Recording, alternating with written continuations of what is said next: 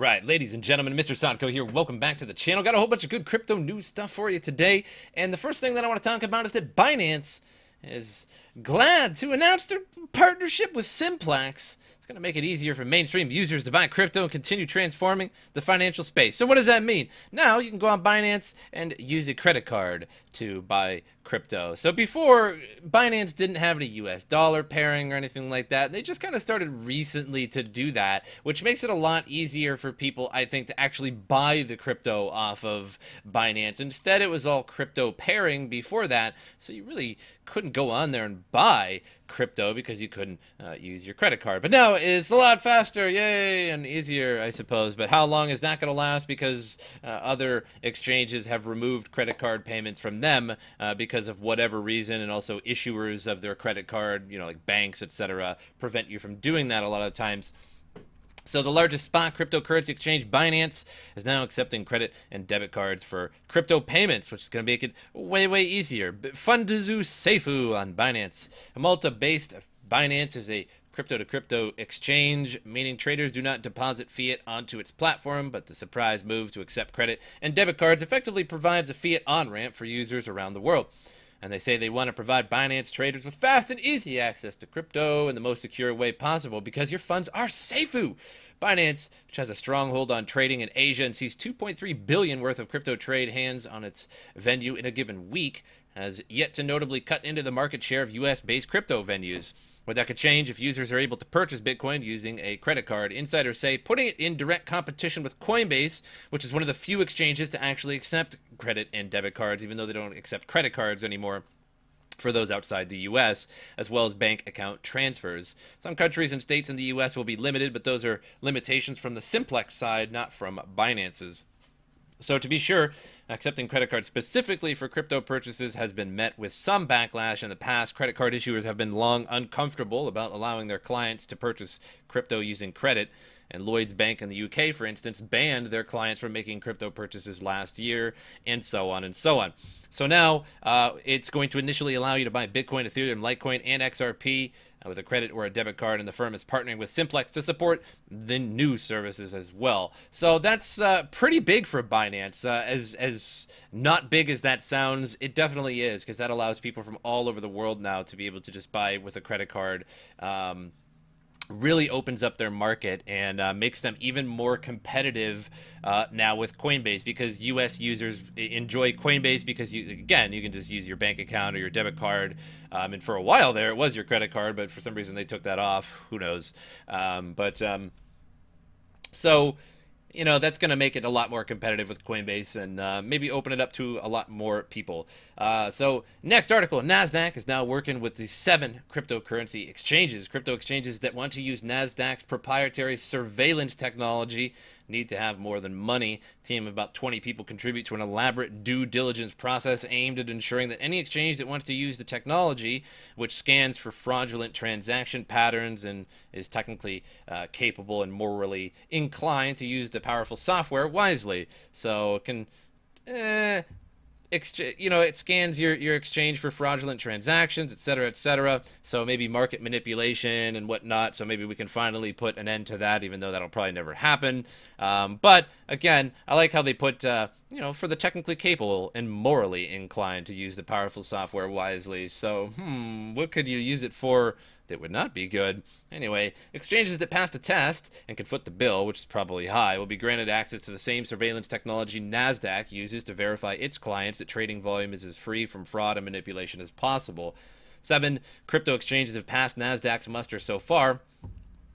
So though only 2, Gemini and SBI Virtual Currency, have been publicized as more crypto exchanges seek to lure new customers, NASDAQ's technology is already being used to attract institutions and traders accustomed to more mainstream venues without people just buying it over the counter and then selling it and then buying it over the counter and then selling it on an exchange in a nice little loop that we've been in for about a year and a half. It's about time you whales figured out how to really truly manipulate it and just keep us in a nice little 4,000 loop. Just, oh, we went down, oh, we went back up, oh, we went down. Oh man, even though everybody's buying it, gee, I wonder how that works. So hopefully that puts an end to it. So the other 7 exchanges, I would imagine probably like maybe like Binance and Coinbase are probably signing up to that, maybe even like Kraken or something like that. But time will tell on that. So they've only released 2 of them so far in the announcement. So the NEM Foundation is nearly broke and plans layoffs. So the NEM Foundation, a community-funded nonprofit established to promote the NEM blockchain, is planning layoffs across its entire 150-person staff in the wake of severe budget cuts. And the newly elected president of the NEM, Alex Tinsman, told CoinDesk Wednesday the Singapore-based NEM Foundation now intends to submit a funding request to the NEM Community Fund for 160 million tokens worth roughly $7.5 million, money that would be used to rescue the organization. So NEM tokens are listed under the XEM ticker with a circulating supply of 9 billion.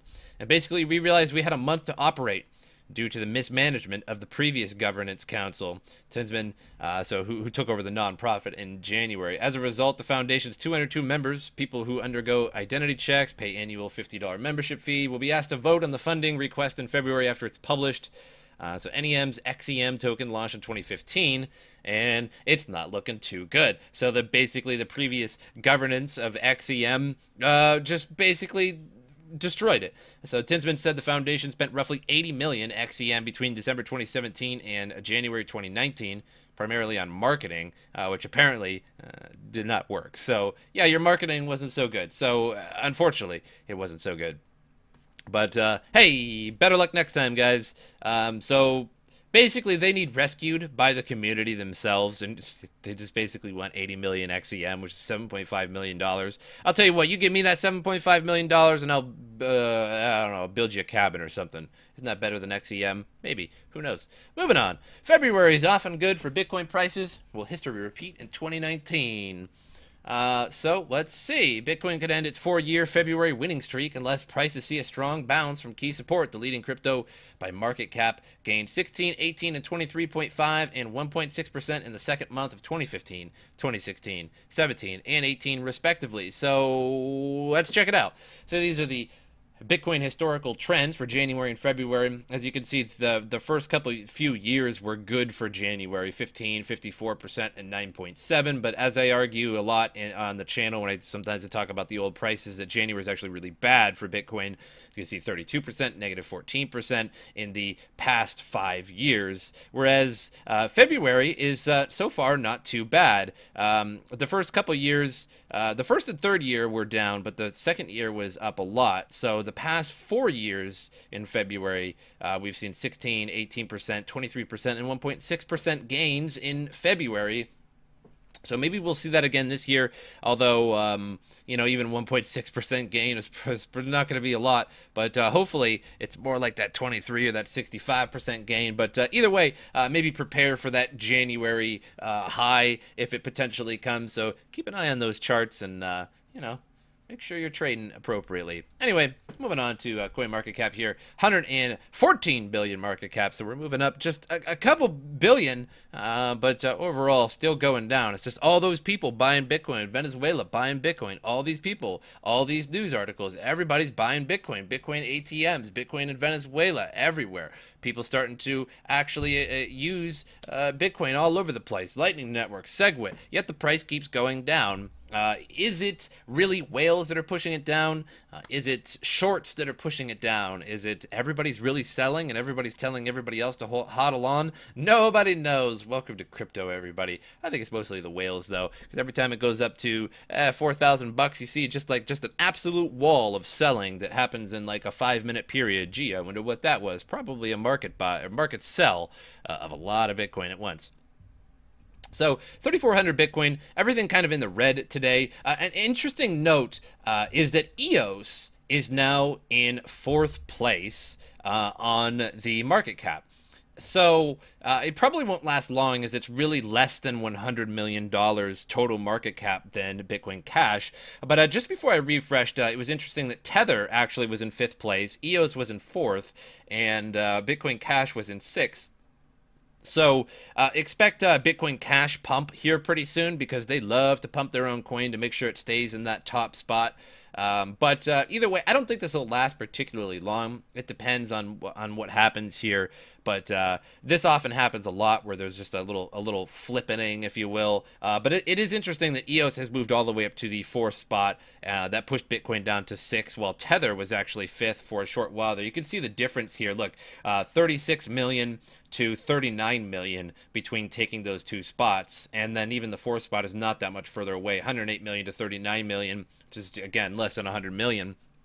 69 million, I don't know, something like that math. But either way, Bitcoin dominance at 53.3%, pushing that up a little bit, so the altcoins going down a little bit more. But either way, that's all I have for you guys today. Make sure you subscribe to the channel, like the video, that helps me out a lot. My social media in the description of the video below, my Steam, my Twitter, my Twitch. Go ahead and follow me on those when you get a chance, and I hope you guys enjoyed the video, and as usual, I will see you guys next time.